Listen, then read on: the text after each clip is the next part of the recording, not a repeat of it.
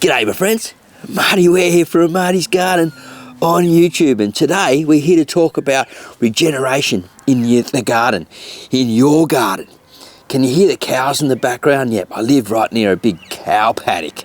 And before we get into talking about regeneration in the garden and my thoughts on it, and teach you what I've learned over the years, let's have a look at the cows in the back and get a little bit of an understanding about what regeneration's all about, right? And plus, they're pretty awesome. They're big, massive balls and they're worth a ton of money. Let's go, shall we? They're just over this fence. We should be able to see them all right if I zoom in. You might hear the little... Oh, they're moving over that one side for some reason. Maybe they're going to get some feed and they know that's coming. Let's zoom in. You might hear that. Oh, what a pity. Can't see them that far away. Well, maybe you can if you zoom in on the thing, but anyway, that's the cow paddock, and generally they're much closer than this. I'll have to catch them another time. Love these big balls in the background, and they're allowing them all into this grass area here because it's been so wet. And if they come in here when it was really wet, they would have just stomped the ground down, compacted the earth. It would have been really bad for the regeneration of the grass in here and for the resowing of the grass and the regrowing of everything that they eat and consume. So they haven't had them in for here for quite some time. But anyway, let's get back to the video. Oh, she's a bit chilly. Don't know if you can see the steam coming out of my mouth there. But anyway, let's get into it and talk about regenerative gardening. Now, regenerative gardening really isn't new stuff. It's old school. My grandpappy, who I call Pop, he was a regenerative gardener. He had chickens and vegetables and all types of stuff, and he loved to garden. And unfortunately, when they moved away from his garden and things like that, that's when he really started to go downhill. So, if we can regenerate a good garden from a young age to an older age, we stay happy and healthy at the same time. I really wish my mum said that. He would have been better off staying in the garden instead of trying to get closer to the family and live in a tiny little unit apartment where he had nothing, just an old chair to sit in, basically. And so we got to keep regenerating, guys. We've got to keep our life together at the same time and enjoying the process. Now, I just went through what they might call gardening hell here in the last few months. Pretty tough times, but I used it to just reflect and go, hey, this is what it is. It's going to get better, and it's time to look at regenerating the garden and keep that regenerative process going. So as I said, we're going back to the old school days and talking about how they did it. Now, there are many different ways to regenerate. We're going to talk about some steps and processes. But let's just think about one way that the Italians have been doing it for a very, very long time. And they use a system called trench composting. Now, trench composting is just when you dig a big, long trench, you go along a few feet deep, you prepare it, you throw all your compost in there over time, and just cover it over with a bit of dirt. And some people would say, hey, you don't do that because you're getting rid of the oxygen and, you know, you're introducing bad bacteria and all these type of things. But over a long period of time, it works absolutely brilliant. And they would come along and plant their vegetable rows on top, especially tomatoes.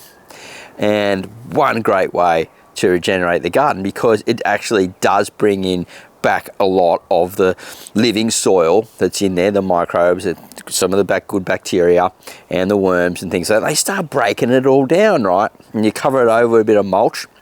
Come along when it's 2/3 broken down or just about done, plant into it. So they're putting it through right through the winter time into early spring, and by the time the last frosts are over, boom, man, it's ready to go. It's ready to rock and roll. They're planting into it, and it hasn't cost them a dime other than their own waste that they had already on site. And so look, not just the Italians did it. Many people have been doing it over a long time, and I've even seen it here on YouTube from time to time, people doing it in their raised beds as well. And yep, trench gardening works pretty well.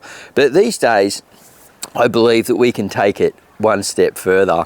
And if you want to try trench gardening, sure, go for it. I highly recommend it. But I believe that the regenerative process is getting better and better all the time. And what we should be doing is digging less and building on top a lot more. When we build on top and we get a raised bed, so we're raising the bed up more and more and more over time, and we're doing this with great organic matter, the microbes and good bacteria, all the living soil, the living web, you know, all the mycorrhizae, fungi stuff, all that stuff, worms, and they're coming up and pulling things down, they're tilling below the soil, working the soil where we've been working above. And they're doing it in such a natural way that it's not destroying any of the structure of the soil, and the soil's getting better and better and better. And this creates more airflow, more air for the roots to go down for oxygen. It creates better drainage. It also creates more structure for the roots to go down deeper and to access more water over time, especially in times of drought and things like that. We call what I call the water bank. So we're storing that below the ground. Now, one way I've been doing it, and this is through Bale gardening, and I'm pretty sure you would like to see this. So let's head down there and have a look at the Bale garden right now, and I'll show you what I'm doing there. This is my Bale garden, and it's a type of no-dig raised garden bed where you don't have to get down too much and break your back. I'm bending down a little bit here, but it builds soil profiles. Now, you don't have to build it just like this. You have to just use the same principle of understanding aged carbon with compost and a little bit of manures and things like that, and understanding what plants that you plant into them.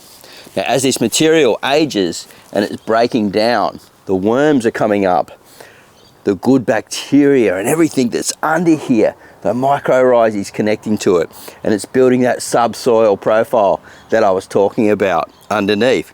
And at the start, you just plant things like I've got the basil here, we've got a little test tomato, and we've got some bok choy and some smaller plants with less root systems.